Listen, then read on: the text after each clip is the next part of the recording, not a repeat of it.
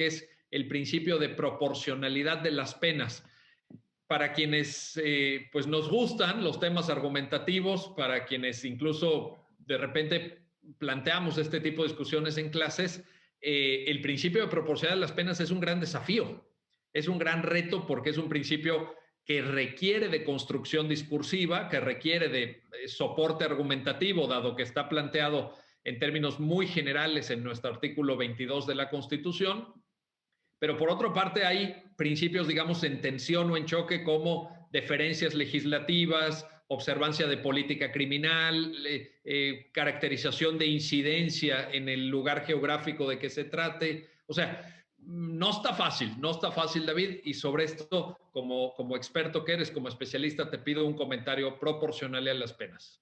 Sí, gracias, Miguel. Efectivamente, creo que es un punto interesante de la sentencia, porque son varios los temas y efectivamente el quejoso pregunta a la Corte, oye, los artículos del Código Penal de Baja California que me aplicaron, específicamente 164 y 165, que penalizan el delito de secuestro con ciertas agravantes, ¿es proporcional en su quantum?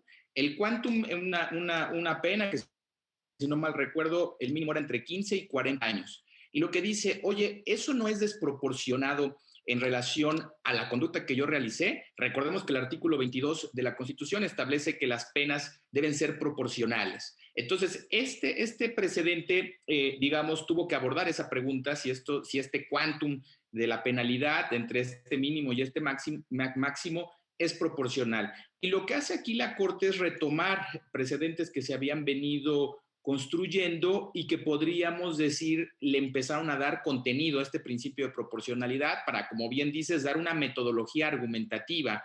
El problema de proporcionalidad, y recordemos, el problema es que esta proporcionalidad tiende a establecer una métrica para poder medir si hay un tratamiento razonable, equilibrado entre dos o más elementos normativos que, como dicen en teoría constitucional, son inconmensurables, ¿no? ¿En qué sentido? ¿Cómo poder decir si es proporcional la privación a un bien jurídico tan importante como es la libertad respecto a una conducta delictiva, ¿no? Son dos bienes inconmensurables. Entonces, en este sentido, por definición, es difícil establecer una métrica, y lo que ha hecho la Corte es, y aquí no está sola, es echar manos de técnicas argumentativas utilizadas en otras jurisdicciones importantes para establecer un test de proporcionalidad. Y el primer punto relevante que hay que hacer notar que no es la proporcionalidad a la que estamos acostumbrados, Miguel, no es la proporcionalidad que utilizamos para determinar si una restricción a un derecho, un límite a un derecho está justificado, que ya sabemos son los 4 pasos, ¿no? de legitimidad, idoneidad, instrumentalidad y necesidad, sino que esta es una proporcionalidad distinta, nos dice la Corte. Y lo que dice la Corte es, va a ser un test de proporcionalidad de ordinales. ¿Qué quiere decir este test de ordinales? Tenemos que primero construir una familia de delitos que tengan como elemento común la afectación a un mismo bien jurídico tutelado. Entonces, ¿por qué era importante esto? Porque el quejoso decía, oye, me pusieron una penalidad tal por el delito de secuestro, pero esto es desproporcional respecto a cómo se está sancionando en Baja California el delito de homicidio. Entonces, lo que dice la Corte es, ahí no puedo hacerte un test de proporcionalidad de las penas porque estás comparando dos bienes jurídicos distintos. En un caso, la afectación a la vida, en el otro caso, la afectación a la libertad como delito. Entonces, la metodología que tenemos que establecer es, primero vamos a crear una familia de delitos que tengan como objeto común la afectación al mismo bien jurídico tutelado, y estos son los que afectan la libertad. Y aquí está desaparición forzada de personas, aquí es donde está el secuestro, ¿no? Aquí es donde está sustracción de personas, en fin, ahí es donde están estos delitos. Y lo que dice la Corte es, aquí hay que tomar en cuenta 2 cosas.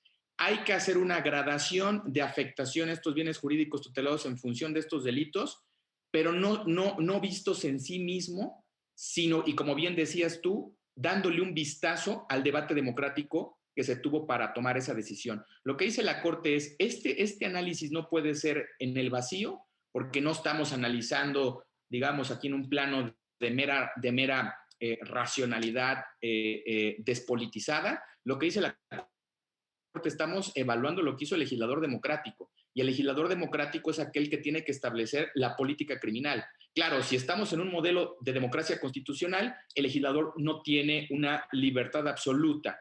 El Tribunal Constitucional tiene que revisar lo que hace. Entonces, ¿cómo le hacemos para hacer compatible la libertad del legislador democrático con los límites constitucionales? Bueno, vamos a darle una cierta deferencia para que el legislador determine esa gradación de afectación y de penalidades en función de elementos objetivos que pueden ser, por ejemplo, índices de criminalidad. Y entonces lo que dice aquí la Corte es, vamos a la exposición de motivos y lo que vemos es que el legislador efectivamente subió las penas del delito de secuestro, le dio ciertas agravantes de ciertos elementos que detectó que en la realidad de Baja California estaban generando disparos en los índices de criminalidad, por ejemplo, que sea con ciertas condiciones, por ejemplo, que sea en grupo, que sea con violencia, que esté con ciertas condiciones.